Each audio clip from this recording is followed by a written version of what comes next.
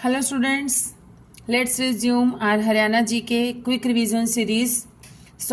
अभी हमने स्टार्ट किया था लास्ट वीडियो से previous years complete solution in one shot, previous years questions.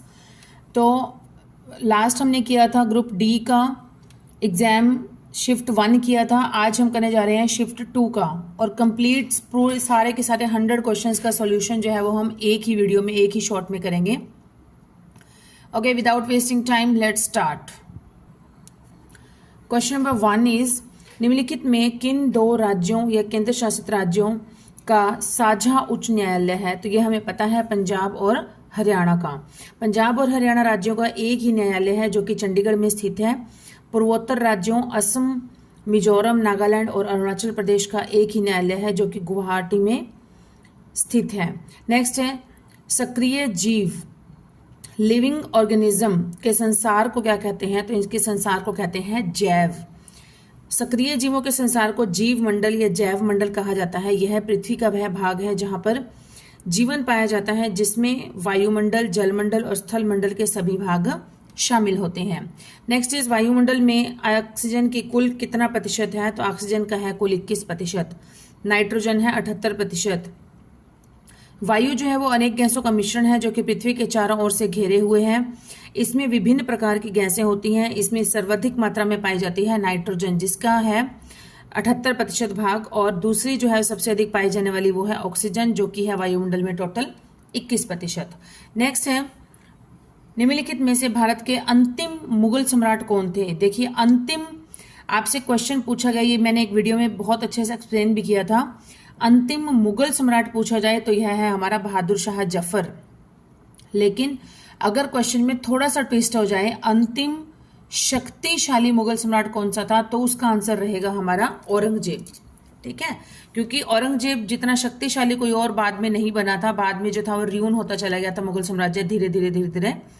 इसलिए अंतिम शक्तिशाली मुगल सम्राट था औरंगजेब, बट यहाँ पर सिंपल पूछा है अंतिम मुगल सम्राट, तो यह है हमारा बहादुर शाह जफर। भारत के अंतिम मुगल बादशाह बहादुर शाह जफर थे। इनका जन्म हुआ था 24 अक्टूबर 1775 को हुआ था, और इन्होंने भारत पर 28 सितंबर 1837 से 21 सितंबर 1857 तक शासन किया था। 1857 के विद्रोह के समय में इन्होंने भारतीय सिपाहियों का नेतृत्व किया, जिसमें कि पराजित होने के बाद अंग्रेजों ने इन्हें बंदी बनाकर रंगून भेज दिया गया था, जहां पर 7 नवंबर 1862 को इनकी डेथ हो गई थी। नेक्स्ट इज महासागर की औसत लवणता क्या होती है? तो यह होती है 35 भाग प्रति 1000। लवणता का अर्थ होता है समुद्र या महासागर में घुले हुए लवणों की कुल मात्रा। लवणता की गणना है 1000 ग्राम समुद्री जल में घुले नमक की मात्रा के रूप में की जाती है। समुद्र के पानी में सामान्यतः प्रत्येक लीटर में लगभग 35 ग्राम घुले हुए लवण पाए जाते हैं। नेक्स्ट इज गुजरात में अंतर्राष्ट्रीय पतंग दिवस किस दिन मनाया जाता है? तो यह मनाया जाता है 14 जनवरी को। भारतीय कैलेंडर के अनुसार जब सूर्य अपने कक्ष में दक्षिण से उत्तर की ओर चलने लगता है, जिसके साथ ही मौसम में बदलाव आने लगता है और सर्दी गर्मी में बदलने लगती है। सूर्य के दक्षिण से उत्तर की ओर आने पर उसे उत्तरायण कहते हैं।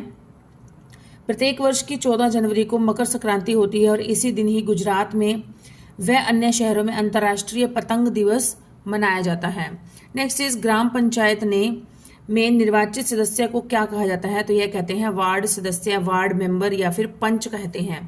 ग्राम पंचायत को वार्डों में विभाजित किया जाता है। प्रत्येक वार्ड का जो प्रतिनिधित्व करता है वो कौन होते हैं? वार्ड के सदस्य, वार्ड मेंबर होता है, और जिसे पंच के रूप में चुना जाता है।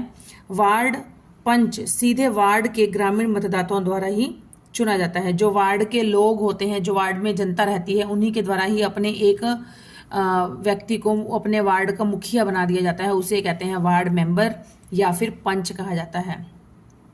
नेक्स्ट इज 7वीं आर्थिक जनगणना किस वर्ष आयोजित की गई थी? तो यह की गई थी 2019 में। 7वीं आर्थिक जनगणना का संचालन 2019 में सांख्यिकी एवं कार्यक्रम कार्यान्वयन मंत्रालय द्वारा किया गया। पहली आर्थिक जनगणना वर्ष 1977 में आरंभ की गई थी। नेक्स्ट इज निम्नलिखित में से कौन सा भारत का केंद्रीय बैंकिंग संस्थान है जो कि भारतीय रुपए की मौद्रिक नीति को नियंत्रित करता है? तो यह है हमारा RBI, reserve bank of India, भारतीय रिजर्व बैंक, हिंदी में बोलेंगे भारतीय रिजर्व बैंक। मौद्रिक नीति एक ऐसी नीति होती है जिसके माध्यम से किसी देश का मौद्रिक प्राधिकरण, खासकर उस देश का सेंट्रल बैंक जो होता है, वो उस देश की अर्थव्यवस्था के अंदर ब्याज की दरों के नियंत्रण के माध्यम से मुद्रा की पूर्ति को नियमित और नियंत्रित करता है, ताकि वस्तुओं के दामों में बढ़ोतरी से बचा जा सके और अर्थव्यवस्था को विकास की तरफ अग्रसर किया जा सके। भारत की मौद्रिक नीति का क्रियान्वयन भारतीय रिजर्व बैंक द्वारा किया जाता है। निम्नलिखित में से किस राज्य का प्राचीन नाम कलिंग है? तो कलिंग किसका प्राचीन नाम था? तटीय ओडिशा। ओडिशा जो था, ओडिशा का पुराना नाम था कलिंग। कलिंगा का युद्ध भी हमने पढ़ा है, जो कि अशोका का अपने जीवन काल का अंतिम युद्ध था, कलिंगा का युद्ध, जिसमें कि बहुत ज्यादा मारकाट की हानि हुई थी। और वे यह सब देखने के बाद, मतलब पूरी धरती पर ही जहां तक दिखाई देता था वहां पर लहूलुहान हो गया था। और यह सब देखकर ही अशोक, जो हमारा सम्राट था मौर्य वंश का, तो उसने उसके बाद से युद्ध करना ही छोड़ दिया था। उसके बाद बौद्ध धर्म को अपना लिया था और सब कुछ त्याग दिया था उन्होंने। आधुनिक उड़ीसा राज्य में प्राचीन कलिंग राज्य बसा हुआ था। मोटे तौर पर यह दक्षिण ओडिशा या तटीय ओडिशा, कलिंग में ओडिशा, छत्तीसगढ़ व आंध्र प्रदेश के भाग शामिल थे। उत्तर ओडिशा को उत्कल कहा गया है। कौन सा राज्य या केंद्र शासित राज्य भारत का मुकुट के नाम से भी जाना जाता है? तो भारत का मुकुट कहाँ पर होता है? सबसे ऊपर सिर पर होता है। तो ऑब्वियस बात है, मुकुट किसे कहेंगे हम? जम्मू और कश्मीर को कहेंगे। सबसे ऊपर जम्मू कश्मीर है जब हम इंडिया का मैप देखते हैं तो। जम्मू कश्मीर भारत का मुकुट और लद्दाख इस मुकुट की मणि कहा गया है। भारतीय संविधान में कुल कितने मौलिक अधिकार हैं? तो मौलिक अधिकार हैं कितने? 6 मौलिक अधिकार हैं। भारत के संविधान में भाग 3 में 7 मौलिक अधिकारों को शामिल किया गया था। इसमें से संपत्ति का जो अधिकार है वो उस समय शामिल था, लेकिन बाद में 44वें संविधान संशोधन के द्वारा इसे हटा दिया गया है। यह केवल अब 6 मौलिक अधिकार रह गए हैं, जो कि इस प्रकार है। पहला है समानता का अधिकार, स्वतंत्रता का अधिकार, शोषण के विरुद्ध अधिकार, संस्कृति एवं शिक्षा की स्वतंत्रता का अधिकार, संवैधानिक उपचारों का अधिकार और धर्म की स्वतंत्रता का अधिकार। Next is national rural livelihood mission का नया नाम क्या है? इसका नया नाम है दीनदयाल अंत्योदय योजना। दीनदयाल अंत्योदय योजना इसका नया नाम है। National rural livelihood mission NRLM का 29 मार्च 2016 से नाम बदलकर दीनदयाल अंत्योदय योजना कर दिया गया है। और यह ग्रामीण विकास मंत्रालय के लिए एक मुख्य कार्यक्रम है, जिसका उद्देश्य है गरीबों, विशेषकर महिलाओं के लिए मजबूत संस्थानों का निर्माण करके गरीबी में कमी लाना है। नेक्स्ट है रौफ नृत्य। निम्नलिखित में से किस राज्य का लोक नृत्य है? रौफ नृत्य जो है ये कहाँ का है? ये है हमारा जम्मू कश्मीर का। रौफ या रौफ लोक नृत्य जम्मू कश्मीर का लोक नृत्य है। यह रौफ जनजाति के द्वारा किया जाता है और कश्मीरी लोगों के द्वारा इस प्रसिद्ध लोक नृत्य को डमहल कहा जाता है। डमहल यह विशिष्ट अवसरों पर और निर्धारित स्थानों पर ही किया जाता है। नेक्स्ट है कौन प्रथम मौर्य शासक थे जिन्होंने अभिलेखों के माध्यम से आम जन तक अपना संदेश पहुंचाया था? तो ये कौन थे? अशोक, जिसकी अभी हम बात कर रहे थे। अशोक ने बहुत सारे अभिलेख बनवाए थे, जिस पर बहुत जो अपने संदेश थे शिलालेखों पर खुदवा दिए थे, बनवा दिए थे। तो जैसे जैसे उसको आम जनता उसको पढ़ती है तो काफी कुछ मैसेज जो है, संदेश जो है वो आम जनता तक भी इस तरीके से पहुंच जाता रहा है। मौर्य वंश के महान शासक अशोक ने शिलालेखों के माध्यम से अपना संदेश आम जन तक पहुंचाया और अशोक के अधिकांश शिलालेख जो है वो प्राकृत भाषा और ब्राह्मी लिपि में खुदे हुए थे। अशोक ने अपने संदेश पत्थर के खंभों पर लिखे ताकि हर कोई उन्हें पढ़ सके। कॉलम 1 और कॉलम 2 को मैच करना है। देखिए रंध्र, जाइलम, मूल रोम, पोषवहा। तो यहाँ पर क्या आ जाएगा? रंध्र का मैच होगा हमारा वाष्प उत्सर्जन से। जो रोम छिद्र होते हैं ऊपर पौधों के ऊपर, पत्तों पर, तो उससे क्या है वाष्प का उत्सर्जन होता है। जाइलम क्या काम क्या है? जल का परिवहन करना। और मूल रोम ये है जल के अवशोषण। और पोषवाह या फ्लोएम ये है खाद्य तत्व का परिवहन करते हैं। तो रंध्र वाष्पोत्सर्जन, जाइलम जल का परिवहन, मूलरोम जल अवशोषण और पोषवाह खाद्य तत्व का परिवहन। निम्नलिखित में से कौन सा एंटीबायोटिक है? एंटीबायोटिक है इसमें से स्ट्रेप्टोमाइसिन। स्ट्रेप्टोमाइसिन पिछली बार भी आया था। एंटीबायोटिक कौन सा है? तो एंटीबायोटिक उसमें था एरिथ्रोमाइसिन। एरिथ्रोमाइसिन था और इसमें है हमारा स्ट्रेप्टोमाइसिन। स्ट्रेप्टोमाइसिन एक एंटीबायोटिक है। अलेक्जेंडर फ्लेमिंग ने पहली बार एंटीबायोटिक पेनिसिलिन की खोज की थी। नेक्स्ट इज सूर्योदय का पूर्वाभास और सूर्यास्त का पश्चाभास निम्नलिखित में से किसके कारण होता है? तो यह होता है हमारा प्रकाश का वायुमंडलीय अपवर्तन के कारण। प्रकाश का वायुमंडलीय अपवर्तन के कारण होता है सूर्य का पूर्वाभास और सूर्यास्त का पश्चाभास। नेक्स्ट इज सूर्योदय का पूर्वाभास और सूर्यास्त का पश्चाभास प्रकाश का वायुमंडलीय अपवर्तन के कारण होता है। वायुमंडल में उपस्थित जो धूल के कण होते हैं उनसे प्रकाश टकराकर अपरिवर्तित होता रहता है।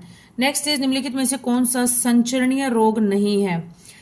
कौन सा नहीं है? तो यह है हमारा मधुमेह। जो डायबिटीज होता है ये संचरणीय रोग नहीं है। यह रोग इंसुलिन हार्मोन की कमी के कारण होता है। इंसुलिन रक्त में शर्करा की मात्रा को नियंत्रित करता है, जबकि हैजा, छोटी माता और तपेदिक रोग ये संक्रामक रोग हैं। ये छूने मात्र से, टच करने से एक दूसरे को, या ऐसे ही हवा के द्वारा, वायु के द्वारा फैल जाते हैं। लेकिन जो मधुमेह रोग है ये हवा और वायु के द्वारा नहीं फैलता है। नेक्स्ट इज मलेरिया किससे होता है? तो मलेरिया होता है प्रोटोजोआ से होता है। मलेरिया प्रोटोजोआ के कारण होता है। यह आमतौर पर एनाफिलीज प्रजाति के मादा मच्छर होते हैं जिनके काटने से होता है। मच्छर के काटने से रक्त प्रवाह में प्लाज्मोडियम प्रजाति का परजीवी पहुंच जाता है और मलेरिया हो जाता है। नेक्स्ट इज निम्नलिखित में से कौन सा जीव समूह से भिन्न है?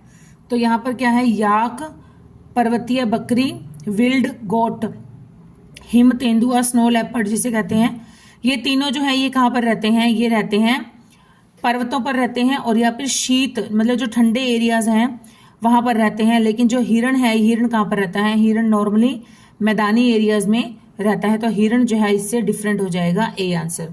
गुथा हुआ आटा निम्नलिखित में से किस कारण से फूलता है? फूलने का कारण क्या है? तो इसके फूलने का कारण होता है खमीर या फिर यीस्ट जिसे कहते हैं यीस्ट, जिससे कि उनकी कोशिकाओं में वृद्धि होने लग जाती है। गुथा हुआ आटा खमीर या कोशिकाओं में वृद्धि होने से फूलता है। खमीर तेजी से बढ़ता है और श्वसन में कार्बन डाइऑक्साइड छोड़ता है। नेक्स्ट इज निम्नलिखित में से कौन सी वस्तु जैव निम्नीकरणीय नहीं है? तो कौन सी वस्तु नहीं है? लकड़ी जो है ये भी गल सड़ जाती है, कागज भी गल सड़ जाता है, ऊन के कपड़े भी गल सड़ जाते हैं। लेकिन जो टीन के डिब्बे हैं, टीन के डिब्बे जो हैं वो हैं जैव निम्नीकरण नहीं है। जैव निम्नीकरण पदार्थ वे होते हैं जो कि प्रकृति के संपर्क में आने से धीरे धीरे खराब होते चले जाते हैं, गल सड़ जाते हैं। नेक्स्ट इज बाघ डैश होता है क्योंकि यह केवल मांस खाता है। तो केवल मांस खाने वाले जीवों को क्या कहते हैं? हम लोग मांसाहारी कहते हैं। क्या कहते हैं? मांसाहारी। तो बाघ क्या है? मांसाहारी है। ए इज द राइट आंसर। बाघ मांसाहारी होता है क्योंकि यह केवल मांस खाता है। बाघ, शेर, चीता, तेंदुआ जैसे जानवर मांसाहारी होते हैं। शुद्ध सोना आभूषण बनाने के लिए उपयुक्त नहीं होता है। आभूषण बनाने हेतु इसे कठोर बनाने के लिए इसमें डैश अथवा डैश मिलाया जाता है। तो क्या मिलाया जाता है? चांदी अथवा तांबा मिलाया जाता है। चांदी अथवा तांबा मिलाया जाता है। शुद्ध सोना आभूषण बनाने के लिए उपयुक्त नहीं होता है क्योंकि यह बहुत नरम होता है। आभूषण बनाने के लिए सोने में तांबा या चांदी मिलाई जाती है जिससे कि आभूषण में कठोरता आ जाती है। कॉलम ए को कॉलम बी से मैच करना है। जूते, मेज, नोटबुक, गिलास। तो जूते किससे बनते हैं? चमड़े से बनते हैं। मेज किससे बनती है? मेज बनती है लकड़ी से बनती है। नोटबुक किससे बनती है? कागज से। गिलास किससे बनता है? इस्पात से। ये तो बिल्कुल इजी था। नेक्स्ट इज हरे और कोमल तने युक्त छोटे पौधे जिसमें कुछ शाखाएं होती हैं निम्नलिखित में से किस श्रेणी के अंतर्गत आते हैं? तो ये कहते हैं, इन्हें शाख कहते हैं। शाख। हरे और कोमल तने जो कि छोटे छोटे पौधे होते हैं जिसमें कुछ शाखाएं होती हैं वे शाख की श्रेणी में आते हैं। ये आमतौर पर छोटे होते हैं और इनमें ज्यादा शाखाएं नहीं पाई जाती है। नेक्स्ट इज जब किसी प्रिज्म से होकर कोई श्वेत प्रकाश, सफेद प्रकाश कोई गुजरता है तो एक स्पेक्ट्रम दिखाई देता है। किस रंग के प्रकाश में सर्वाधिक बंकन होता है? तो सबसे अधिक होता है बैंगनी रंग में। जब श्वेत प्रकाश को प्रिज्म से होकर गुजारा जाता है तो बैंगनी रंग का विचलन सर्वाधिक होता है, जबकि लाल रंग का विचलन सबसे कम होता है। और विचलन किसके कारण होता है? ये होता है तरंग दैर्ध्य के कारण होता है। रक्त में डैश होती है जो हमारे शरीर में प्रवेश करने वाले रोगाणुओं के विरुद्ध लड़ते या फिर लड़ाई करती हैं, जिससे कि हमें रोग प्रतिरोधक क्षमता हमारी बनती है। तो ये किसके कारण होती हैं? ये होती हैं श्वेत रक्त कणिकाएं, वाइट ब्लड सेल्स जो होते हैं उनसे, वो हमारी शरीर में रोगों से लड़ने की क्षमता की वृद्धि करती हैं। रक्त में श्वेत रक्त कोशिकाएं होती हैं जो कि शरीर में प्रवेश करने वाले रोगाणुओं से लड़ती हैं। नेक्स्ट इज, और इनको क्या कहा जाता है? इनको ल्यूकोसाइट्स भी कहा जाता है। ल्यूकोसाइट्स कहा जाता है श्वेत रक्त कणिकाओं को, श्वेत रक्त कोशिकाओं को। नेक्स्ट इज, लोहे में जंग लगने की प्रक्रिया हेतु निम्नलिखित में से किसकी विद्यमानता आवश्यक है? तो लोहे में जंग लगने के लिए क्या चाहिए होता है? एक तो जल लगना चाहिए, पानी लग जाना चाहिए, और दूसरा ऑक्सीजन, हवा मिलनी चाहिए उसे। लोहे में जंग लगने के लिए ऑक्सीजन और पानी दोनों की उपस्थिति जरूरी होती है। जंग का रासायनिक सूत्र होता है Fe2 और O3। Next is, Kunal 90 metre पूर्व की ओर चलता है, वहां से वह 60 मीटर पीछे पश्चिम की ओर चलता है। इसके बाद वह दाएं मुड़कर 40 मीटर चलता है और वह अपने प्रारंभिक बिंदु से कितनी दूरी और किस दिशा में है? देखिए, यहां पर खड़ा है कुणाल इस पॉइंट पर, यहां पर ये सीधा यहां तक गया 90 मीटर, फिर यहां से ये वापस हो गया यहां से 60 मीटर, तो ये कितना डिस्टेंस बच गया? 90 में से 60 ये हो गया, तो ये 30 मीटर ये बच गया। फिर यहां से टर्न लेकर यहां पर गया 40 मीटर।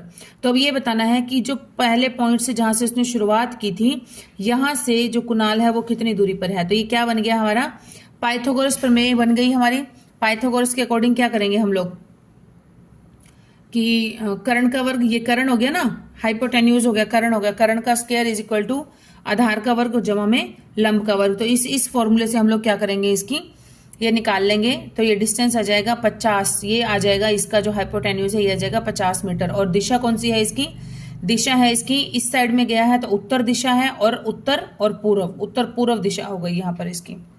नेक्स्ट इज, नीचे अंग्रेजी अक्षरों के समूह को अव्यवस्थित रूप में लिखा गया है और इसको अरेंज करना है। तो देखिए ELPIOC, तो क्या बनेगा? POLICE, पुलिस बन जाएगा। तो ये इसका फर्स्ट आंसर ए जो है वो राइट आंसर हो जाएगा। नेक्स्ट है, दी गई श्रृंखला में लुप्त पद जो मिसिंग है उसको बताना है कि ये मिसिंग वर्ड मिसिंग नंबर कौन सा आएगा, सॉरी। तो हम देखते हैं यहाँ पर 4 क्या होता है? 2 दूनी 4, 2 का वर्ग हो गया, और 27 क्या हो गया? 3 की क्यूब होगा, 3 3 9 27, फिर ये हो गया 4 चौके 16, और ये हो गया 5 5 25, 5 125। मतलब ये सीरीज किस तरह से बन रही है? ये 6 6 36 हो गया, 2 का वर्ग हो गया, फिर उसके बाद है 4 का वर्ग हो गया, 6 का वर्ग हो गया, बीच में है 3 का क्यूब हो गया, 5 का क्यूब हो गया। मतलब एक नंबर का वर्ग दिया है और एक नंबर का घन दिया है, क्यूब दिया है। तो 6 के वर्ग के बाद हमारा क्या आएगा? 7 का घन आना चाहिए। तो 7 का घन क्या होता है? 7 गुना 7 गुना 7 होता है 343। 7 7 49, 49 को 7 से करेंगे तो 343 इसका राइट आंसर हो जाएगा। नेक्स्ट इज, एक निश्चित कूट भाषा में फिजिक्स को ये कहा जाता है RJAUKEU लिखा जाता है। तो बायोलॉजी को उसी कूट भाषा में कैसे लिखा जाएगा? बायोलॉजी को, तो बायोलॉजी को कैसे लिखा जाएगा? देखो P के बाद QR, मतलब 2 डिजिट +2 कर दिया है ना, और HJSU, मतलब सब में क्या है? 2 2 2 2 का गैप दिया गया है। तो उसके बाद हम देखेंगे बायोलॉजी को लिख के, इसके भी एक मिसिंग, उसके बाद जैसे B दूसरे स्थान पर आता है तो D चौथे पर आता है, I 9वें पर आता है तो K 11वें नंबर पर आता है। इस हिसाब से ये हमारा हो जाएगा DKQNQIA। ठीक है, ABCDE तथा F उत्तर की ओर मुंह करके एक पंक्ति में खड़े हैं, लेकिन आवश्यक नहीं है कि उसी क्रम में ही खड़े हों। E और F, E और एफ के बीच में है, और एफ ए और बी किनारे पर हैं। सी ए के ठीक बाईं ओर खड़ा है, बी के ठीक दाईं ओर कौन खड़ा है, तो ये बताना है। ई और एफ, मतलब ई या फिर एफ, ये दोनों जो है बीच में है। ई या एफ कोई भी है बीच में है, तो यहाँ पर ई भी हो सकता है। यहाँ जैसे 6 है तो 6 के बीच में 1 2 छोड़ दिया, 5 6 छोड़ दिया, 3 और 4 के स्पेस पर हमने रख दिया इनको, ठीक है। तो यहाँ पर हो जाएगा ई एफ हो गया, और बी और ए और बी जो है कॉर्नर पर है दोनों, एक साइड ए हो गया एक साइड बी हो गया। तो उसके बाद बचा सी ए के ठीक बाईं ओर खड़ा है। सी जो है वो ए का दायां इधर हो गया, ए का बायां इधर होगा, तो सी यहाँ पर होगा। तो बी कहाँ पर हो गया, डी, बी के ठीक दाईं ओर कौन खड़ा है, तो कौन बच गया हमारे पास, डी बच गया। तो यहाँ पर कौन खड़ा होगा, बी के ठीक दाएं डी खड़ा होगा। नेक्स्ट इज कुछ फूल गुलाब हैं और कुछ गुलाब लाल हैं, तो ये बताना है सभी गुलाब फूल हैं और कुछ फूल लाल हैं। तो ये क्या कहता है कि ना तो निष्कर्ष 1 ठीक है और ना ही निष्कर्ष 2 ठीक है। कैसे कि फूल जो है ये सारे फूल हो गए, इसमें से हमने ये ऐसे डायग्राम बनाया, तो कुछ फूल जो है वो, कुछ फूल गुलाब हो गए और कुछ गुलाब जो है वो लाल हो गए। तो इसमें से कम मतलब कॉमन तो कुछ भी नहीं आ रहा ना दोनों में से, तो इसलिए क्या हो जाएगा, ना तो 1 ठीक है ना 2 ठीक है। विषम, इस नेक्स्ट है विषम बताना है, ओड कौन सा है इन चारों में से, कलम, रबड़ और पेंसिल और पुस्तक। तो देखिए कलम, रबड़ और पेंसिल इन तीनों का यूज हम कहाँ पर करते हैं, पुस्तक के ऊपर करते हैं, बुक के ऊपर करते हैं, और बाकी जो ये जो क्या है ये राइटिंग मटेरियल है।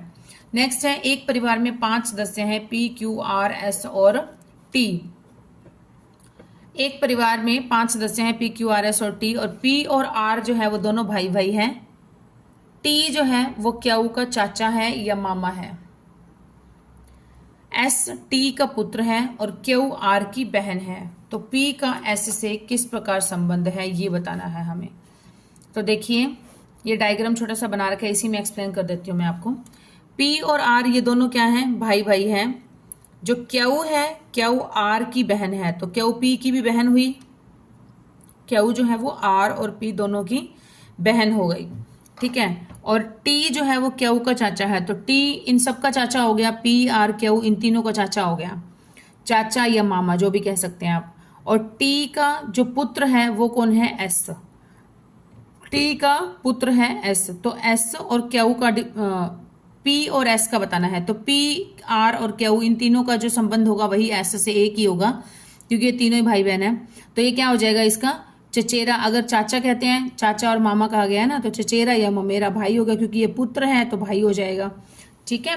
इस तरह से इसका सॉल्यूशन हो जाएगा। नेक्स्ट देखिए, यदि रविवार से प्रारंभ होने वाले किसी 30 दिन के महीने में प्रत्येक दूसरे चौथे शनिवार तथा सभी रविवार को अवकाश है, तो उस महीने में कितने कार्य दिवस रहेंगे। रविवार से आरंभ होने वाला है, तो यहाँ पर वर्किंग डेज रहेंगे कितने, 23 दिन जो है वो वर्किंग डेज रहेंगे। यहाँ पर 1 तारीख को संडे है, तो 1 + 7, 1 और 7 8, 8 और 7 15, 15 और 7 22, 22 और 7 29, तो कितने दिन हो गए, 5 जो हो गए वो संडे हो गए, और दूसरे और चौथे शनिवार की छुट्टी है। 8 को संडे है, तो 8 से पहले क्या हो जाएगा 7, 7 को शनिवार हो गया, सैटरडे हो गया, 7 और 7 14, 7 21 और 7 28, तो 14 और 28 का दूसरा और चौथा ये बन गए हमारे Saturday, 2nd and 4th Saturday की छुट्टी हो गई।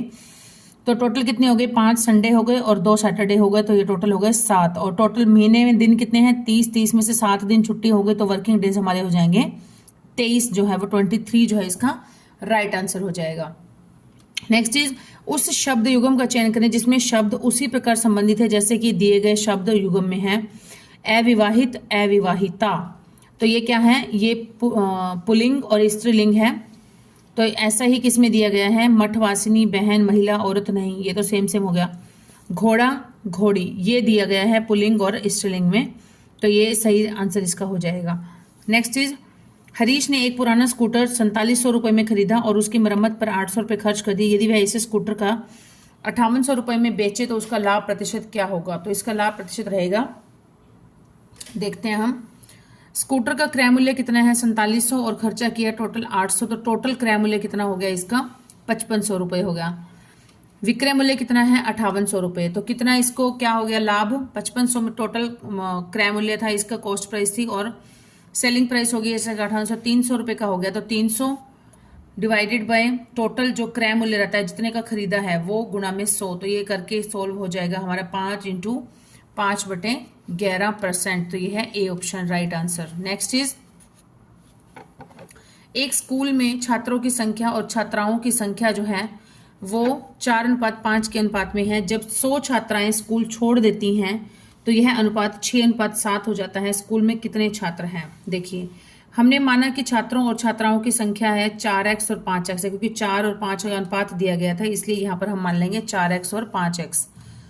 तो 4x तो हैं, बॉयज हैं, छात्र हैं, मतलब बॉयज की है, तो 4x तो सेम एज रहेंगे, लेकिन 5x मतलब जो लड़कियों की संख्या है उसमें से 100 ने स्कूल छोड़ दिया, 5x माइनस में 100, तो कितनी हो गई इसका अनुपात हो गया फिर 6/7। तो इसको सॉल्व करेंगे, 7 को इससे मल्टीप्लाई किया, 24 7 चौके 28x बराबर में 6 5 30x माइनस में 600, 2x बराबर 600, x बराबर 300।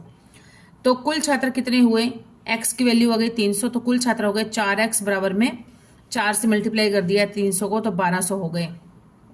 कुल छात्र पूछे हैं आपसे, छात्र, ठीक है, कुल विद्यार्थी नहीं पूछे। अगर विद्यार्थी पूछा जाए तो उसमें छात्र और छात्राओं मतलब लड़के और लड़कियों दोनों की टोटल करके फिर हम बताते हैं कि 5x कितना हो जाता? 1500। तो 1500 ये हो गए और 1200 ये हो गए, तो टोटल कितने हो जाएंगे हमारे पास? 15 और 12 2700 हो जाएंगे। ठीक है, अगर इस तरह से, लेकिन देखना ये भी है कि पूछा क्या गया है, एग्जैक्ट पूछा गया है हमारे पास छात्र कितने हैं। छात्राएं हो जाएंगी 1500 हो जाएंगे। अगर छात्राएं पूछी जाती तो 1500, और कुल विद्यार्थी पूछे जाते तो 1500 और 1200 दोनों को जोड़ करके जो आएगा वो आ जाता। ठीक है, नेक्स्ट चीज, एक आयत का क्षेत्रफल है 460 वर्ग किलोमीटर है। यदि इसकी लंबाई इसकी चौड़ाई से 15% अधिक है तो आयत की चौड़ाई बताइए, एक्चुअल में आयत की चौड़ाई क्या होगी? तो देखिए, प्रश्न के अनुसार हमने माना कि आयत की लंबाई जो है अनुपात 23x है और ये 20x है। 23x और 20x कैसे माना है इसको माना है जैसे 100 मान लिया और दूसरे उसमें प्लस करेंगे तो कितना हो जाएगा? 15। तो उसको काट के जैसे 115 अनुपात में 100, तो इसको काटेंगे तो क्या बनेगा? ये 23 आ गया और ये आ गया 20। ठीक है, 23 और 20 आ गया ये, तो ये हो जाएगा 23x और क्षेत्रफल क्या होता है? लंबाई गुना चौड़ाई, 23x गुना में 20x बराबर में 460 वर्ग किलोमीटर दिया गया है। तो ये इसको भी गुना किया तो 460 आया। तो x square 460x square is equal to 460 वर्ग मीटर। तो x square is equal to 1 वर्ग मीटर और x बराबर में क्या आ जाएगा? 1 आ जाएगा। x बराबर 1, तो आयत की चौड़ाई हो जाएगी 20x, 20x x 1 है तो मल्टीप्लाई किया तो क्या हो जाएगा? 20 मीटर। नेक्स्ट है, उस व्यक्ति का एक कार्य को 15 दिन में पूरा, एक व्यक्ति एक कार्य को 15 दिन में पूरा कर सकता है और उसके पिता उसी कार्य को 20 दिन में पूरा करते हैं, जबकि उसका बेटा उससे 25 दिन में पूरा कर सकता है। तो तीनों मिलकर काम करेंगे तो उस काम को कितने दिन में पूरा कर लेंगे? तो ये हम देखेंगे, जो व्यक्ति है वो करता है 15 दिन में, उसका पिता करता है 20 दिन में और उसका बेटा करता है 25 दिन में। तो कुल कार्य कितना हो गया? 15, 20 और 25, इन तीनों का हम एलसीएम निकालेंगे तो हो जाएगा 300। ठीक है, 300 को 15 से डिवाइड किया 20, 300 को 20 से किया 15, 300 को 25 से किया तो 12। ठीक है, 300 तीनों का समय कितना हो जाएगा? 300 कुल काम है 300 बटे में 20 + 15 + 12, ये तीनों का जोड़ कर देंगे क्योंकि तीनों मिलकर काम कर रहे हैं तो इस तरह से हो जाएगा। तो इसको 300 बटे में 20 और 15 35 और 12 47, तो इससे डिवाइड करेंगे तो लगभग 6.4 के अराउंड पड़ेगा। तो ये हो जाएगा 6.4 दिन में, अगर तीनों मिलकर काम करते हैं तो लगभग 6.4 दिन लगेंगे। नेक्स्ट है, यदि 14 गुणा 627 भाग में √ 1089 इज इक्वल टू x³ + 141 है तो x का मान क्या हो? x की वैल्यू निकालनी है। तो देखते हैं, इसको सॉल्व करना है सिंपली। 14 गुणा 627 प्लस 1089, 1089 का क्या है? स्क्वायर रूट है। 1089 का स्क्वायर रूट कितना हो जाएगा? स्क्वायर रूट करेंगे तो ये 33 हो जाएगा, 33, इसका 33 का वर्ग होता है ये 1089। x³ + 141 ये इधर ले आइए वाला बराबर में, इसको हमने सॉल्व किया तो पहले क्या करेंगे? पहले डिवाइड करेंगे 627 को 33 से, जितना आएगा फिर उसको 14 से मल्टीप्लाई करेंगे तो ये 266, क्योंकि बोर्ड मास आपको पता है ना, जो इसका फॉर्मूला रहता है बोर्ड मास, पहले डिवाइड होएगा, उसके बाद मल्टीप्लाई होएगा। तो 266 बच गया। X cube is equal to 266 minus में ये 141 इधर चला गया तो बच गया 125। तो एक्स की क्यूब है और 125 क्या होता है 5 की क्यूब, क्यूब से क्यूब कैंसिल हो जाएगी तो एक्स की वैल्यू आ जाएगी 5। नेक्स्ट इज अंक हैं कौन कौन से 4 0 3 7 से बनने वाली 4 अंकीय बड़ी से बड़ी व छोटी से छोटी संख्याएं बतानी है जिसमें एक ही बार प्रयोग करना है। तो बिल्कुल इजी है, ये तो हमने सेकंड थर्ड क्लास में हम लोग ये क्वेश्चन किया करते थे। तो देखिए क्या बनेगा इसका कि सबसे बड़ी बनानी है तो पहले सबसे बड़ा नंबर 7, फिर सबसे बड़ा, उससे छोटा 4, फिर उससे छोटा 3, फिर 0। 7 4 3 0, 7 4 3 0, 7 4 0 3, ये तो गलत ही हो गया, ये भी गलत हो गया, एक ही आ रहा है। अभी तो बड़ी देखी है हमने, छोटी देखेंगे। छोटी में सबसे पहले सबसे छोटा नंबर आता है, लेकिन अगर 0 दिया गया हो तो 0 कभी भी फर्स्ट में नहीं आता है, क्योंकि अगर 0 फर्स्ट में लगा देंगे तो वैल्यू कम हो जाती है, वो 1 डिजिट कम हो जाएगा, 3 डिजिट का हो जाएगा। इसलिए उससे जो बड़ा सेकंड बड़ा नंबर होता है उससे बाद 0 लगाते हैं। तो यहाँ पर है 3, इससे बड़ा है 3 0 4 7 हो जाएगा, 3 0 4 7। तो ये बड़ी और ये छोटी संख्या हो जाएगी। इन 4 अंकों से बनने वाली 4 अंकों की सबसे बड़ी और सबसे छोटी संख्या। नेक्स्ट इज 3 कारों की गति का अनुपात है 2:3:4 है। 1 सी दूरी तय करने में इन कारों द्वारा लिए गए समय का अनुपात क्या होगा। तो समय बराबर क्या होता है, समय बराबर दूरी अगर समान है तो समय क्या होता है 1/4 हो जाएगा। तो 1/4 कितना है, 1/2, 1/3, 1/4 गुणा में 12 समय है ना, तो 12 लगा देंगे गुणा में 12, तो ये हो जाएगा 6:4:3। इसका जो है वो राइट आंसर हो जाएगा। नेक्स्ट क्वेश्चन इज यदि कोई राशि 10 वर्षों में दुगनी हो जाती है तो साधारण ब्याज की वार्षिक दर क्या होगी। तो ये बिल्कुल इजी है, ऐसा क्वेश्चन बहुत बार आता है। तो ये रहेगी 10%। जैसे 2 - 1 गुणा में 100% बटे में 10। अगर आपको समझ ना आए तो आप सिंपली भी कर सकते हैं, मूलधन को मानकर 100 और उसका डबल हो जाएगा तो 200, ब्याज कितना हो जाएगा 100, है ना। तो इस तरह से भी आप इसको कर सकते हैं। देखिए जो फॉर्मूला है ब्याज गुणा में 100 बटे में जो दो चीजें दी जाती हैं मूलधन और समय, तो हम इसमें करेंगे। अगर हमने माना है मूलधन 100 मान लिया तो 10 वर्षों में डबल हो गया तो ब्याज कितना हो गया 100 रुपए, है ना। तो 100 ब्याज 100 हो गया, 100 गुणा 100 बटे में मूलधन 100 है, गुणा में समय है 10 वर्ष का। तो ये इसको सोल्व करेंगे, 100 से 100 कैंसिल, 10 से इसको काटेंगे तो 10 आ जाएगा। तो कितना आ गया हमारा आंसर 10% आ जाएगा। नेक्स्ट इज 50 संख्याओं का औसत है 38। यदि दो संख्याओं 45 तथा 55 को हटा दिया जाए तो बाकी बची संख्याओं का औसत क्या होगा। तो देखते हैं हम लोग। औसत है तो कुल कितना हो जाएगा, 50 को 38 से मल्टीप्लाई करेंगे तो ये कुल नंबर हो गया, कुल नंबर हो गया। और कौन कौन सी हटानी है, 45 हटानी है और 55 हटानी है, ये दोनों हटा दी। और नंबर भी तो कम हो जाएंगे ना, पहले 50 संख्याएं थी तो अब कितनी संख्याएं बच जाएंगी, 48 बच जाएंगी, 50 माइनस में 2। तो इसको मल्टीप्लाई किया, पहले मल्टीप्लाई करेंगे दोनों को, फिर उसके बाद 45 और 55, ये टोटल हो गया 100, हटा देंगे इसमें से। तो ये हमारे पास आ गया 1800 बटे में 48। तो इसको डिवाइड किया तो ये हमारा आ जाएगा 37.5, इसका राइट आंसर हो जाएगा। नेक्स्ट इज ए ने 63,000 रुपए लगाकर एक व्यापार आरंभ किया, लेकिन कुछ समय के बाद 1,08,000 रुपए लगाकर बी ने व्यापार में साझेदारी कर ली। यदि वर्ष के अंत में लाभ बराबर बराबर बटा हो तो कितने मास के बाद बी ने साझेदारी की, ये बताना है। तो ये देखते हैं, बी ने एक्स, हमने माना कि बी ने एक्स महीने के बाद साझेदारी की, तो ए ने कितने पैसे लगाए थे 63,000, इसको 12 से गुणा किया तो ये आ गया, नहीं 12 से गुणा नहीं, सॉरी, 63,000 को 12 से गुणा करेंगे, 12 महीने होते हैं, एक साल की बात कर रहे हैं ना, ये एक साल वर्ष के अंत में, मतलब एक साल के अंत में। तो 1,08,000 गुणा में 12 माइनस में एक्स, क्योंकि अभी हमें पता नहीं है कि इसने एक्स में 12 में से कितने महीने मतलब पैसे इसने लगाए हैं बी ने। तो हम देखेंगे 12 माइनस एक्स बराबर में, इसको सॉल्व करेंगे 63,000 गुणा में 12 बटे में ये 1,08,000 ये आ जाएगा। 12 माइनस एक्स बराबर में 7 आ जाएगा, इसको सॉल्व करके करेंगे तो बच जाएगा हमारे पास 7। तो एक्स कितना आ गया 12 माइनस में 7 तो बराबर में 5 महीने, मतलब जो ए है, ए द्वारा बिजनेस शुरू करने के 5 महीने के बाद बी ने बिजनेस में पैसे लगाए, तभी उनको जाकर दोनों को वर्ष के अंत में, मतलब 12 महीने के लास्ट में उनको इक्वल इक्वल प्रॉफिट दोनों को मिला। नेक्स्ट इज 3 विभिन्न संख्याओं का एलसीएम इतना है, निम्न संख्याओं में से कौन सी संख्या इन तीनों संख्याओं का एचसीएफ नहीं हो सकती है। तो एचसीएफ जो होती है वो क्या होती है, पूर्णतः विभाजित करती है किसको, एलसीएम को। तो 120 जो है वो 12 से विभाजित होता है, 24 से भी होता है, 8 से भी होता है, लेकिन 35 से पूर्णतः विभाजित नहीं होता है, इसलिए यहाँ पर एलसीएम है 120, तो एचसीएफ जो है इनका एचसीएफ 35 बिल्कुल भी नहीं हो सकता।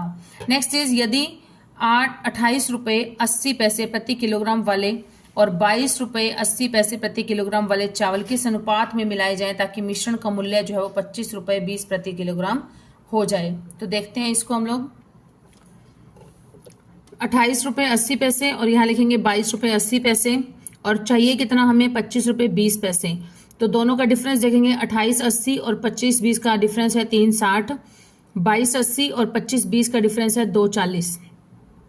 तो यहाँ पर हो जाएगा, इनका अनुपात आ गया 240 और 360, तो ये 2:3 हो गया। यदि a प्लस बी का 10% बराबर है a माइनस बी के 50% के, तो a रेशियो b, a और b का अनुपात क्या होगा। तो सिंपल जैसे कहा गया है वैसे वैसे कर देंगे। a प्लस बी का 10% बराबर में है a माइनस बी के 50%। तो सॉल्व करेंगे, a को इससे किया तो ये ऐसे आ गया, 10 और 50 को हमने काट दिया, यहाँ पे 1 रख दिया, यहाँ पे 5 रख दिया, तो उस हिसाब से शॉर्ट मेथड में कर दिया इसको। 4a माइनस 6b, तो a बटे में b बराबर में 6 बटे में 4, 6 और 4 को काट दिया, 3:2 का अनुपात हो जाएगा। नेक्स्ट इज 8,000 रुपए की राशि 10% वार्षिक चक्रवृद्धि ब्याज पर कितने वर्षों में 9,261 हो जाएगी, जबकि ब्याज जो है वो 6 माही लगता है। तो हम देखेंगे कि अगर 1 वर्ष की दर है 10%, तो आधे वर्ष की कितनी हो जाएगी, 5% हो जाएगी।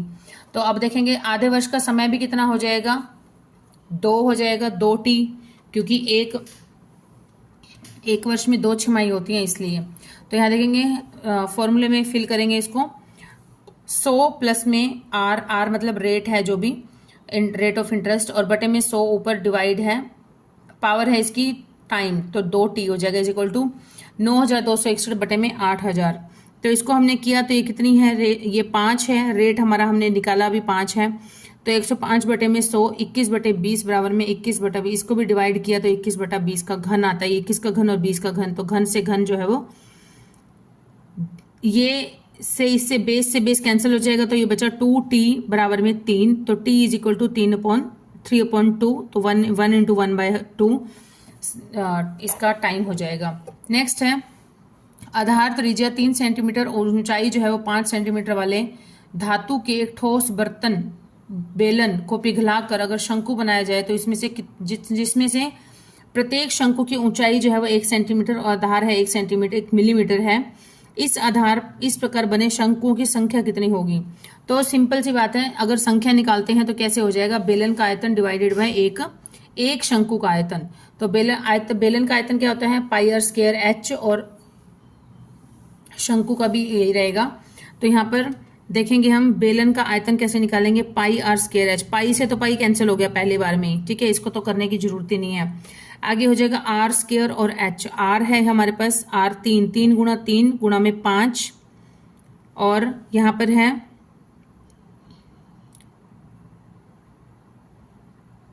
1 सेंटीमीटर है, 1 सेंटीमीटर गुणा में 1 सेंटीमीटर, और आधार और त्रिज्या ये दोनों ही क्या है हमारे पास, आधार त्रिज्या 1 मिलीमीटर है, तो यहाँ पर हो जाएगी r स्क्वायर 0.1 मिलीमीटर है ना, तो सेंटीमीटर में करेंगे तो 0.1 हो जाएगा, 0.1 गुणा में 0.1 गुणा में 1।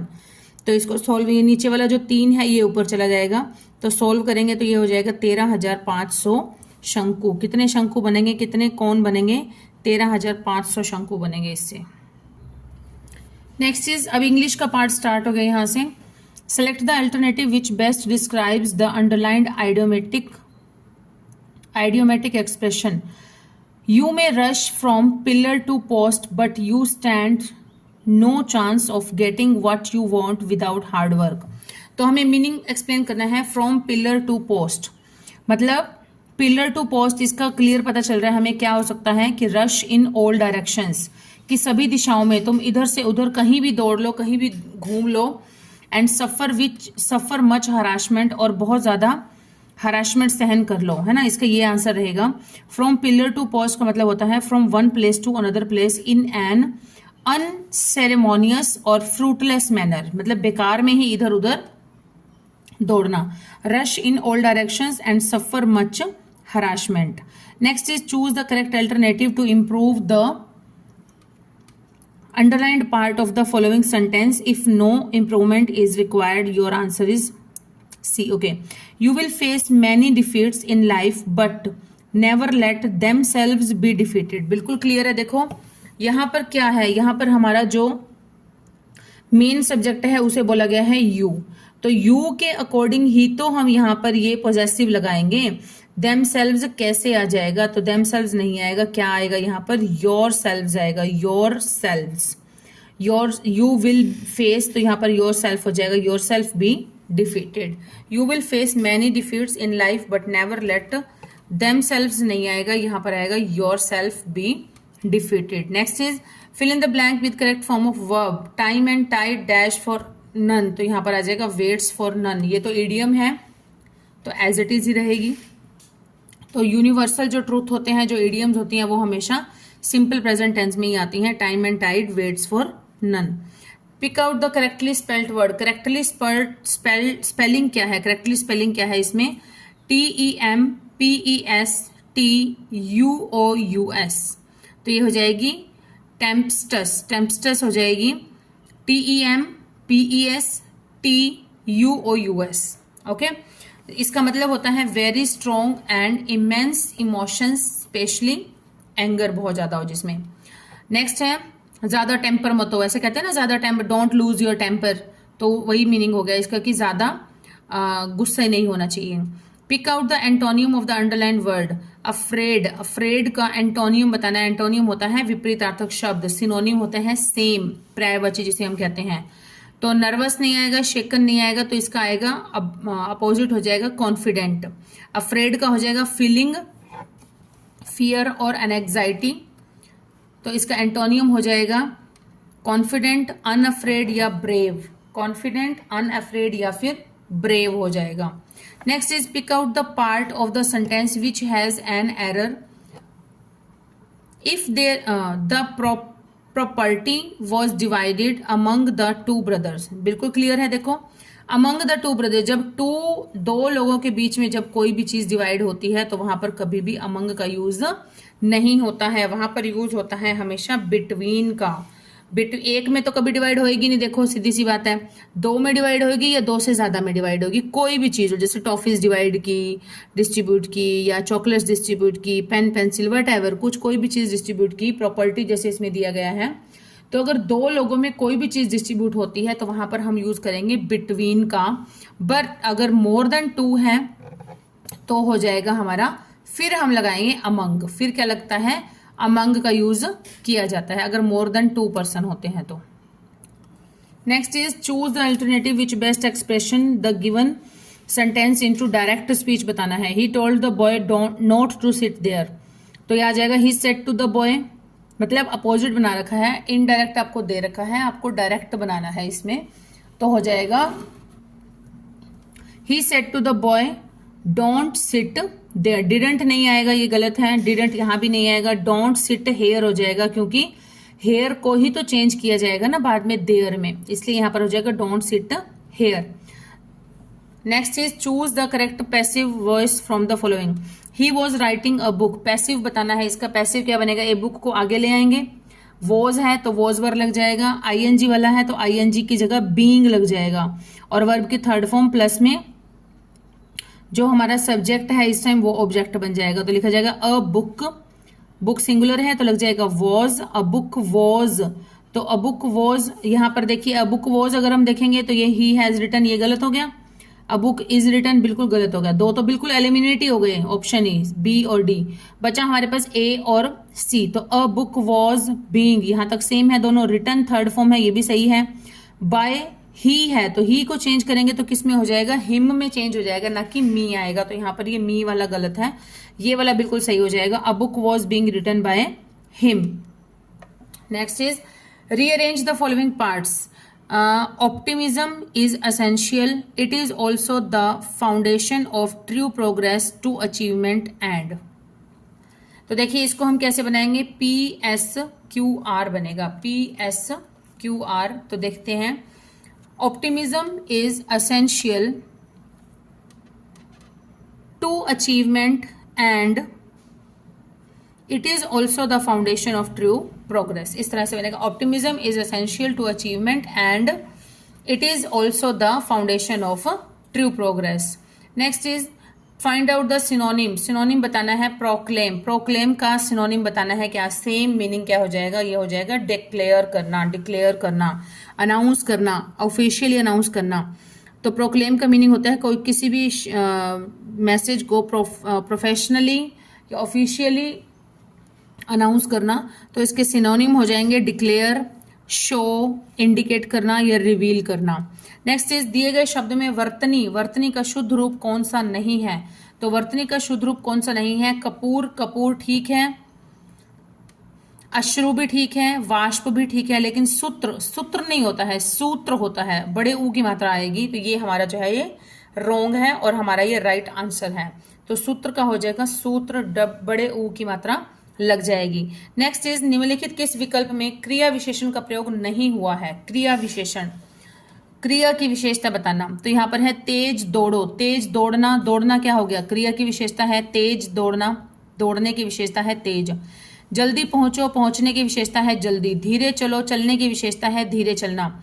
और सुस्त खिलाड़ी, तो खिलाड़ी जो है ये क्रिया नहीं है, ये क्या है, हमारा संज्ञा हो जाएगी। तो संज्ञा की विशेषता यहाँ पर बताई गई है। संज्ञा की विशेषता वाले क्या होते हैं, विशेषण होते हैं। वह शब्द जो क्रिया की विशेषता बताए उसे कहते हैं क्रिया विशेषण। लेकिन सुस्त खिलाड़ी में किसकी विशेषता बताई गई है, संज्ञा की विशेषता, क्योंकि खिलाड़ी जो है ये एक नाउन है, अपने आप में एक संज्ञा है। यही राइट आंसर हो जाएगा इसका। चुल्ली, चुल्ली का तद्भव रूप क्या हो जाएगा, चुल्ली का तद्भव रूप होता है चूल्हा। चुल्ली जो है ये तत्सम रूप है और जो चूल्हा है ये तद्भव रूप है। घर का जोगी जोगड़ा आन गांव का सिद्ध, इस लोकोक्ति का सबसे अधिक उपयुक्त अर्थ कौन सा है, मोस्ट रेलेवेंट आंसर कौन सा है। तो मतलब ये है कि घर का जोगी जोगड़ा कि निकट का जो गुणी व्यक्ति होता है उसका कम सम्मान मिलता है उसे। अगर कोई आपके पास में कोई गुणी व्यक्ति रहता है, जैसे घर में ही कई बार कोई गुणी व्यक्ति होता है, उसे कम सम्मान मिलता है, लेकिन अगर दूर का जो होता है उसे बहुत अधिक सम्मान दिया जाता है। जैसे दूर के ढोल सुहावने लगते हैं, है ना, घर की मुर्गी दाल बराबर, इस तरह से इन सबका यही हो जाएगा कि निकट का जो गुणी व्यक्ति होता है उसे कम सम्मान मिलता है और जो दूर का होता है उसे ज्यादा सम्मान मिलता है। नेक्स्ट इज विद्यालय में वार्षिक महोत्सव संपन्न हो गया। महोत्सव का संधि विच्छेद करना है, महोत्सव, महोत्सव, तो ये बनेगा महा प्लस उत्सव, महा प्लस उत्सव बन जाएगा। उ, अ और उ जब मिलेगा तो बन जाएगा ओ। तो ये कौन सी संधि है, गुण संधि है। गुण संधि में अ आ के साथ ई का मेल होने पर ए बन जाता है और उ का मेल होने पर बन जाता है ओ और री का मेल होने पर बन जाता है अर। नेक्स्ट है आप मन में क्या सोचते रहते हैं, इसका सही उदाहरण क्या है। किस चीज का सही उदाहरण है ये, कर्म कारक का, कर्म कारक, करण कारक, संबंध कारक, अधिकरण। अधिकरण का होता है में पर, अधिकरण के चिन्ह क्या होते हैं, में और पर। अधिकरण कारक के होते हैं, तो में आ गया, मन में क्या सोचते रहते हैं, यही सही आंसर है। बीता हुआ वाक्यांश के लिए सर्वाधिक उपयुक्त एक शब्द क्या है, बीता हुआ, जो समय बीत जाता है उसके लिए क्या शब्द प्रयोग किया जाता है यहाँ पर। तो इसके लिए शब्द रहेगा हमारा विगत। बीता हुआ क्या होता है, विगत। विगत होता है जो बीत चुका है, आगत होता है जो आने वाला है, जो फ्यूचर का टाइम है। विगत जो होता है वो पास्ट टाइम होता है, जो बीत चुका है। उसके बाद है प्रदत्त और निर्गत, ये तो अपोजिट भी हो गए अपने आप में, आगत और विगत। आगत आने वाला समय, विगत बीता हुआ समय। प्रदत्त होता है, प्रदत्त जो प्रदान किया गया हो जिसे, और निर्गत होता है जो बाहर से आया हुआ हो। ईय प्रत्यय से बनने वाले सर्वाधिक उपयुक्त शब्द कौन से हैं, तो ईय से बनने वाले हैं पाणिनीय, प्रत्यय है ईय, पाणिनीय, पाणिनी प्लस ईय। नेक्स्ट है उल्लास। उल्लास शब्द का सर्वाधिक उपयुक्त पर्यायवाची शब्द कौन सा है, लालसा, तो ये इच्छा का हो गया, इच्छा, लालसा। नेह, नेह नहीं आएगा, स्नेह आना चाहिए, स्नेह। रोष ये भी नहीं, तो ये बनेगा हर्ष, हर्ष उल्लास। हर्ष उल्लास का जो है वो उपयुक्त पर्यायवाची शब्द है। हर्ष, खुशी, उमंग, उमंग, प्रमोद, सुख, मजा, आनंद, ये सब इसके पर्यायवाची हैं। दिए गए वाक्यों के किस विकल्प में विराम चिन्ह का सही उपयोग हुआ है? तुम कहाँ से आ रहे हो, एक्सक्लेमेटरी साइन है, गलत है। कहाँ से आ रहे हो तो क्वेश्चन मार्क होना चाहिए। सुनो, थोड़ा सा पॉज है तो कोमा लगा दिया। मैं तुम्हारी और प्रतीक्षा में सिंगल ओ आएगा, सिंगल ओ की मात्रा आएगी। मैं तुम्हारी और प्रतीक्षा नहीं कर सकता, सिंपल सेंटेंस है तो ये सही लगा रखा है। मैं आपके साथ अब नहीं उठ जाऊंगा, अब नहीं, कहीं नहीं जाऊंगा, तो ये भी गलत है, ये सिंपल सेंटेंस है, क्वेश्चन मार्क नहीं आना चाहिए। क्या मैं घर जा रहा हूं, ये गलत है, यहाँ पर क्वेश्चन मार्क आना चाहिए। तो ये इसके अकॉर्डिंग जो राइट आंसर है वो है हमारा सुनो, मैं तुम्हारी और प्रतीक्षा नहीं कर सकता। नेक्स्ट इज हरियाणा के किस जिले में तिलियार झील स्थित है? तो तिलियार झील हमें पता है रोहतक में स्थित है। हरियाणा के रोहतक जिले में तिलियार झील है और यह 132 एकड़ क्षेत्र में फैली हुई है। यहाँ पर मिनी चिड़ियाघर है, खिलौना ट्रेन है, टॉय ट्रेन जिसे कहते हैं, कोलंबस स्विंग है, नौकायान है और बच्चों के झूले हैं, कमरे, बार बना हुआ है और रेस्टोरेंट भी है जो कि पर्यटकों को आकर्षित करते हैं। नेक्स्ट इज हरियाणा राज्य में लगभग कितनी ग्राम पंचायतें हैं? तो लिमिट पूछी गई है तो ये हो जाएगी 6000 से 6500। 1 नवंबर 1966 को पूर्वी पंजाब से अलग होकर बने हरियाणा राज्य में 142 सामुदायिक विकास खंड और 6234 ग्राम पंचायतें हैं। हरियाणा में किस वर्ष दीनबंधु हरियाणा ग्राम उदय योजना की शुरुआत की गई थी? तो यह की गई थी 2017-18 में की गई थी। दीनबंधु हरियाणा ग्राम उदय योजना, इसकी शुरुआत की गई थी। राज्य के वित्त मंत्री थे उस समय श्री अभिमन्यु ने वित्तीय वर्ष 2017-18 के लिए बजट प्रस्तुत करते समय इस योजना का प्रस्ताव रखा था और इस योजना का मुख्य उद्देश्य है राज्य के गांवों का विकास करना है। इस योजना के तहत सरकार 3000 से 10,000 आबादी 3000 से 10,000 के बीच की आबादी वाले गांवों का विकास करेगी। नेक्स्ट इज किस स्थान पर विरासत परिवहन संग्रहालय स्थित है? विरासत परिवहन, तो विरासत परिवहन है हमारा गुरुग्राम में। विरासत परिवहन संग्रहालय टोरू में है, टोरू गुरुग्राम में है। इस संग्रहालय को 12 भागों में विभाजित किया जाता है। इस संग्रहालय की स्थापना 2013 में की गई थी और पानीपत संग्रहालय जो है वो हरियाणा का सबसे बड़ा संग्रहालय है। और कृष्ण संग्रहालय कहाँ पर है? कुरुक्षेत्र में है। हाल ही में शुरू की गई कौन सी योजना हरियाणा में फसल विविधीकरण और जल संरक्षण पर बल देती है? तो यह है हमारी मेरा पानी मेरी विरासत। पानी की बचत करने के लिए भी ये जो योजना जो है वो खट्टर जी ने चलाई थी उस समय। हरियाणा में फसल विविधीकरण और जल संरक्षण पर बल देने हेतु मेरा पानी मेरी विरासत नामक योजना शुरू की गई है। वर्ष 2020 में शुरू हुई मेरा पानी मेरी विरासत योजना के अंतर्गत सरकार ने मक्का, कपास, बाजरा, दालें, सब्जियां और फलों जैसी वैकल्पिक फसलों के साथ धान की फसल में विविधता लाने के लिए किसानों को 7,000 रुपए प्रति एकड़ की वित्तीय सहायता प्रदान कर रही है। नेक्स्ट इज हरियाणा में कितने लोकसभा निर्वाचन क्षेत्र हैं? तो कितने लोकसभा निर्वाचन क्षेत्र हैं? तो यह है 10। लोकसभा सीटें कितनी हैं? 10 हैं। नेक्स्ट है चोर गुबंद। चोर गुबंद कहां पर है? तो चोर गुबंद जो है यह है नारनौल में है। चोर गुबंद कहां पर है? नारनौल में। साहूकर गुबंद जिसे चोर गुबंद के नाम से भी जाना जाता है, नारनौल शहर महेंद्रगढ़ में स्थित है। यह इस ऐतिहासिक स्मारक का निर्माण जमाल खां नामक एक अफगान शासक के द्वारा समय की समाधि स्तंभ के रूप में कराया गया था। यह एक स्मारक के रूप में बनाया गया था, लेकिन शहर के बाहर होने के कारण इसे चोरों ने अपना आश्रय स्थल बना लिया, जिसके कारण लंबे समय तक इसका नाम क्या रहा? चोर गुबंद रख दिया गया था। नेक्स्ट है हरियाणा राज्य में दरी निर्माण का सबसे महत्वपूर्ण केंद्र कहां पर है? तो यह है पानीपत में। पानीपत को कहते हैं बुनकरों का शहर या टेक्सटाइल शहर के रूप में भी जाना जाता है। पानीपत हरियाणा में दरी बनाने का प्रमुख केंद्र है और पानीपत में बनने वाली दरियां, गलीचे, ये सब चीजें जो है ये अरब देशों को निर्यात की जाती हैं, ब्रिटेन, फ्रांस को भी निर्यात की जाती हैं। नेक्स्ट है कॉलम ए को कॉलम बी से मैच करना है, कॉलम 1 को 2 से। फरीदाबाद, गुरुग्राम, रोहतक। फरीदाबाद में कौन कौन से जिले आते हैं ये बताना है हमें। तो फरीदाबाद में आते हैं नूंह, पलवल, फरीदाबाद। खुद का तो आता ही आता है, ये भी देख लेना ध्यान से, तो वही आंसर सही हो जाएगा।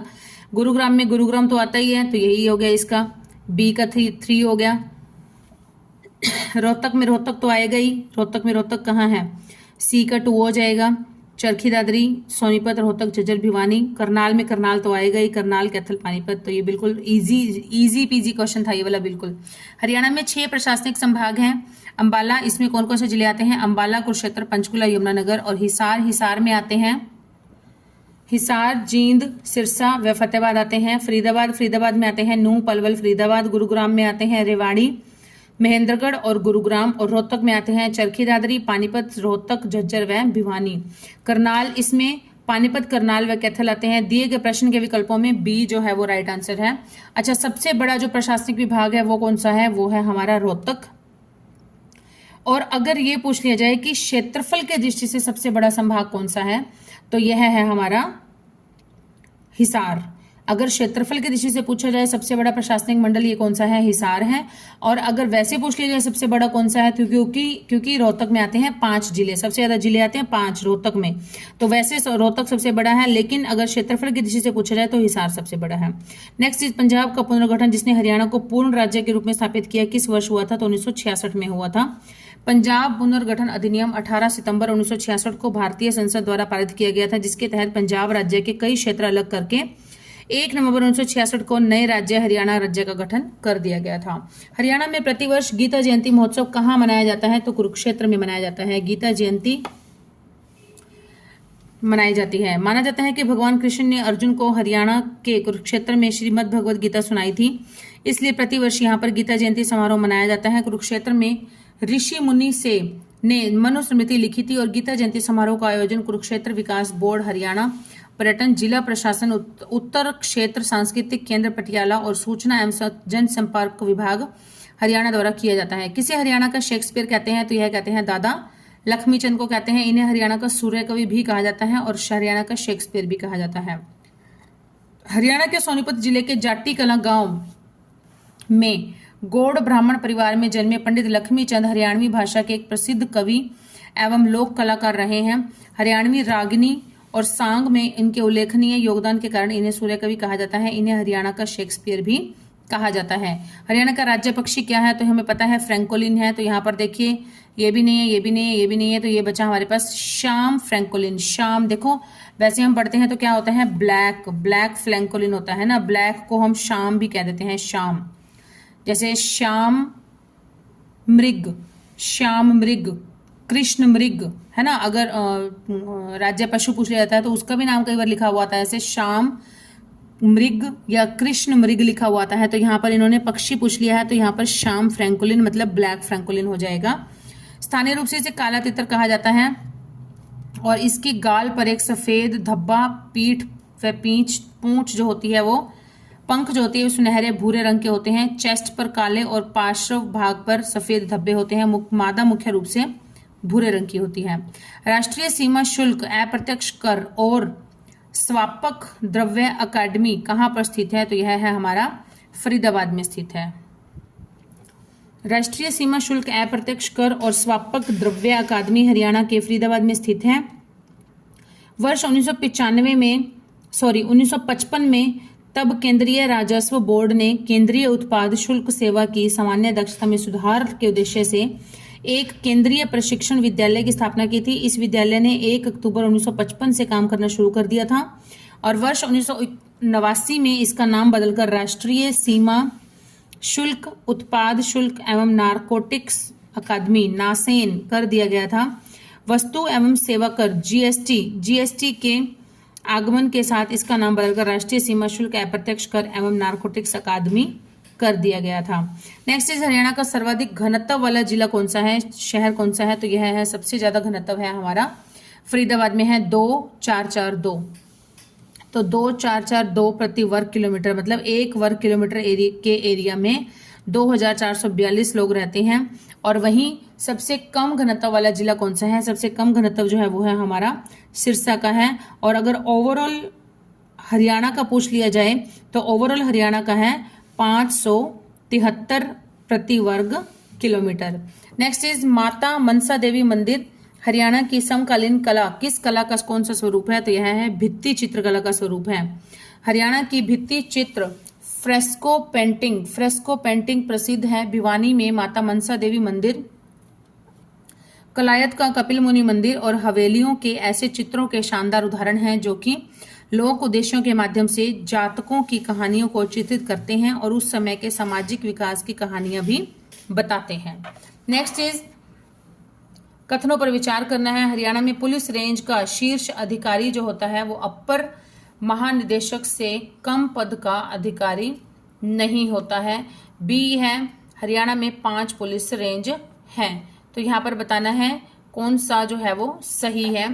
तो यहाँ पर सही है केवल बी, हरियाणा में 5 पुलिस रेंज हैं, ये बिल्कुल ठीक है। लेकिन हरियाणा राज्य पुलिस का नेतृत्व पुलिस महानिदेशक कर रहे हैं, यह एक आईपीएस अधिकारी होते हैं।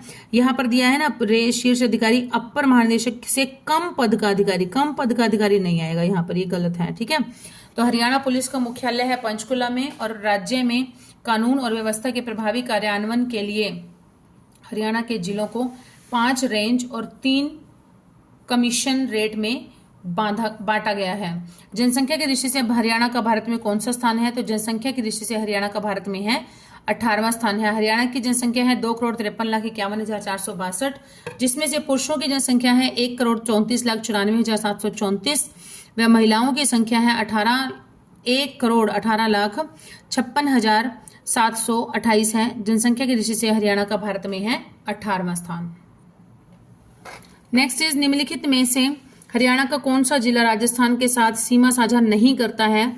तो भिवानी करता है, महेंद्रगढ़ करता है, सिरसा करता है, लेकिन रोहतक जो है ये राजस्थान के साथ सीमा साझा नहीं करता है। हरियाणा के 7 जिलों की सीमा राजस्थान से लगती है, कौन कौन से हैं? महेंद्रगढ़, फतेहबाद, रेवाड़ी, नूंह, भिवाड़ी, सिरसा व हिसार। नेक्स्ट इज भिवाड़ी नहीं आएगा यहाँ पर, भिवानी आएगा, भिवानी। भिवाड़ी कोई जिला नहीं है हमारा हरियाणा का, भिवानी है। नेक्स्ट इज राव तुलाराम ने राव गोपाल देव और राव धन सिंह के साथ अहीरों को कहां पर एकत्रित किया था और 1857 में अंग्रेजों के साथ युद्ध किया था? तो यह किया था नसीबपुर किला। राव तुलाराम ने 17 मई 1857 को अपने चचेरे भाई राव गोपाल देव और 5000 सैनिकों के साथ 16 नवंबर 1857 को नारनौल के बाहरी इलाके में नसीबपुर के मैदान में अंग्रेजों के साथ युद्ध किया। प्रारंभिक हमले में राव तुलाराम की सेना विजय हुई और अंग्रेजी सेना के कमांडर जिरार्ड और कप्तान वॉलेस मारे गए। अंग्रेजों के जवाबी हमले में राव तुलाराम की सेना हार गई थी। इन्होंने ईरान के शाह व अफगानिस्तान के उनके सभी सेना हार गई, उनके सभी क्रांतिकारी साथी मारे गए। अमीरात से मदद मांगने हेतु भारत को छोड़ दिया और 23 सितंबर 1863 को काबुल में इनका देहांत हो गया था। नेक्स्ट है सकल राज्य घरेलू उत्पाद जीएसडीपी के बारे में क्या सही है और क्या गलत है, इसमें देखते हैं हम लोग। हरियाणा का जीएसडीपी पंजाब के जीएसडीपी से कम है, ये बिल्कुल गलत है। हरियाणा का जीएसडीपी राजस्थान के जीएसडीपी से कम है, ये बिल्कुल ठीक है। हरियाणा का बिहार से अधिक है, उड़ीसा से अधिक है, पंजाब से अधिक है, लेकिन राजस्थान से जो है वो कम है। हरियाणा का जीएसडीपी राजस्थान के जीएसडीपी से कम है। नेक्स्ट इज भारत में एकमात्र जीवित भाप लोको शेड कहां पर स्थित है? तो यह है रेवाड़ी में स्थित है। 1855 में इसका निर्मित दुनिया की सबसे पुरानी स्टीम लोकोमोटिव फेयरी क्वीन पर्यटक ट्रेन को बहाल कर दिया गया है और रेवाड़ी लोको शेड के अंदर खड़े भाप के ये इंजन भारतीय फिल्मों गदर, एक प्रेम कथा, लव आजकल, भाग मिल्खा भाग आदि फिल्मों की शूटिंग में इसका इस्तेमाल किया जा चुका है। नेक्स्ट इज निम्नलिखित में से हरियाणा का कौन सा जिला सुदूर उत्तर में स्थित है? तो यह उत्तर में स्थित है। इन सब में से सुदूर उत्तर में स्थित है पंचकुला। नेक्स्ट इज हरियाणा कथनों पर विचार कीजिए। हरियाणा ने रणजी ट्रॉफी कभी नहीं जीती और हरियाणा ने एक बार ईरानी ट्रॉफी जीती है। तो इसका जो राइट आंसर है वो रहेगा बी। हरियाणा ने रणजी ट्रॉफी 1990-91 व ईरानी ट्रॉफी 91-92 में जीती थी और रणजी ट्रॉफी में हरियाणा एक बार उपविजेता भी रही है। नेक्स्ट है next and last question of this paper. Haryana के निम्नलिखित खिलाड़ियों में से किसने 2020 में मेजर ध्यानचंद खेल पुरस्कार जीता? तो ये जीता था विनेश फोगाट ने। वर्ष 2020 में 2020 में मेजर ध्यानचंद पुरस्कार विजेता विनेश फोगाट जो कि कुश्ती से संबंध है, रानी रामपाल जो कि हॉकी से हैं, रोहित शर्मा जो कि क्रिकेट से हैं, मनिका बत्रा जो कि है टेबल टेनिस व मरियप्पम टी ये है पैरा एथलीट हैं, आदि खिलाड़ी हैं जिनको मेजर ध्यानचंद पुरस्कार 2020 का 2020 का मिला था। तो स्टूडेंट्स आज की हमारे जो पेपर है, जो क्लास है हमारी, आज यहीं पर ही हम विराम देते हैं। तो मुझे बहुत अच्छा लग रहा है, आप लोग बहुत अच्छा सपोर्ट कर रहे हैं, लेकिन कम कर रहे हैं, पहले से कम कर रहे हैं। तो प्लीज़ थोड़ा सा सपोर्ट कीजिए ताकि मुझे भी मोटिवेशन मिले और इसी तरह मैं ज़्यादा से ज़्यादा अच्छा मटेरियल आपको प्रोवाइड कराती रहूँ। सो स्टूडेंट्स, जल्दी ही मिलते हैं नई वीडियो में, नए टॉपिक्स के साथ, नए क्वेश्चन के साथ, नए पेपर के साथ मिलेंगे। अभी हम कुछ दिन ये पेपर की सीरीज ही चलाएंगे, जो प्रीवियस ईयर कंप्लीट पेपर हम एक शॉर्ट में कर रहे हैं वही चलाएंगे कुछ दिन, जितने भी प्रीवियस पेपर हैं उनको सॉल्व करते हुए। जल्दी ही मिलेंगे नई वीडियो में, नए क्वेश्चंस के साथ, नए क्वेश्चन पेपर के साथ। Till then keep studying and keep hard working and please keep supporting my channel. Okay, bye students.